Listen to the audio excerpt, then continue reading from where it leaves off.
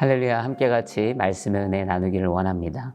예레미야 36장 1절부터 19절 본문 안에서 3절의 말씀을 보니까 이런 말씀이 기록되어 있어요. 혹시 유다 집이 내가 그들에게 행하려고 생각하는 모든 재앙에 대해 듣고서 그들 각자가 자기의 악한 길에서 떠날지 모른다. 그러면 내가 그들의 악함과 그들의 죄를 용서할 것이다. 아멘. 하나님께서 그 예레미야를 통하여 하시고자 하는 그 경고의 말씀을 써내려 가시죠. 이 3절에 그래서 방금 읽은 것처럼 생각하는 모든 재앙에 대해서 듣고서 모든 재앙에 대한 이야기, 그러니까 이 글은 경고에 대한 이야기를 굉장히 선명하게 담고 있다라는 것이에요. 멸망에 대한 이야기, 돌이켜야 된다라는 하나님의 이야기, 그렇게 하지 않으면 멸망할 것이다라는 이야기가 적혀 있는 것이죠. 여러분, 하나님의 이러한 경고의 메시지는 허풍이 아닌 것입니다. 무슨 말인가? 어릴 적 생각해보면 부모가 아이에게 이런 이야기를 하죠. 너 한 번만 더 그거 잘못하면 아빠가 너 TV 못 보게 할 거야. 너 한 번만 더 그거 잘못하면 너 게임기 못 하게 할 거야.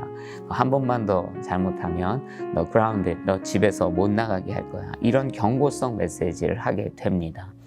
아이가 그것을 이제 경험하게 되는데, 사실 이제 나이가 지나다 보면 또 상황에 따라서 가끔 이런 경고가 허풍성으로 끝날 때가 있어요. 이 자녀들 키울 때 보면 분명히 못한다고 했는데, 일주일 못한다고 했는데 3일 끝나자마자 풀어주고, 뭐 5대 맞는다 그랬는데 2대 맞고 끝나고, 이러다 보면 이 경고가 별거 아니구나, 허풍이구나, 이렇게 생각하고 아이가 더 두려움 없이 해야지 말아야 될 일들을 하게 되는 경우들이 일어나요.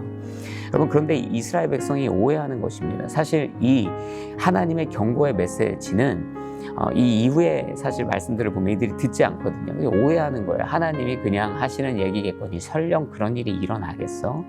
그러나 여러분, 하나님이 경고하실 때 그 일은 반드시 일어나는 것이죠. 하나님은 경고하실 때 허풍이 없으십니다.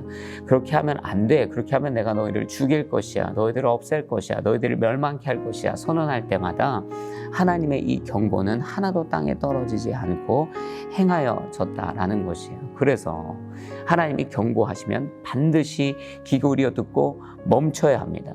돌이켜야 되고, 깨달았으면 바로 거기서 멈춰야 돼요. 하나님이 허투루 하시는 말씀이 없는 것이에요. 오늘 저와 여러분의 인생이 오늘을 마주하기까지 하나님께서 계속적으로 경고하시는 것들이 있다면 괜찮아, 그런 일은 안 일어날 거야, 나는 괜찮을 거야, 하나님은 사랑이시니 그저 용서하시겠지 라는 말들로 내 안에 타협할 것이 아니라, 하나님께서 선한 말로 좋은 말로 경고하실 때 돌이켜 멈춰야 한다라는 것이에요. 여러분, 하나님이 좋은 말로 하실 때 우리 깨달아 합시다. 그리고 그 길에서 돌이켜서 하나님의 선하신 길에 하나님이 기뻐하시는 길로서 회복하여 서게 되는 저와 여러분이 되어야 할 줄로 믿습니다. 기도하겠습니다.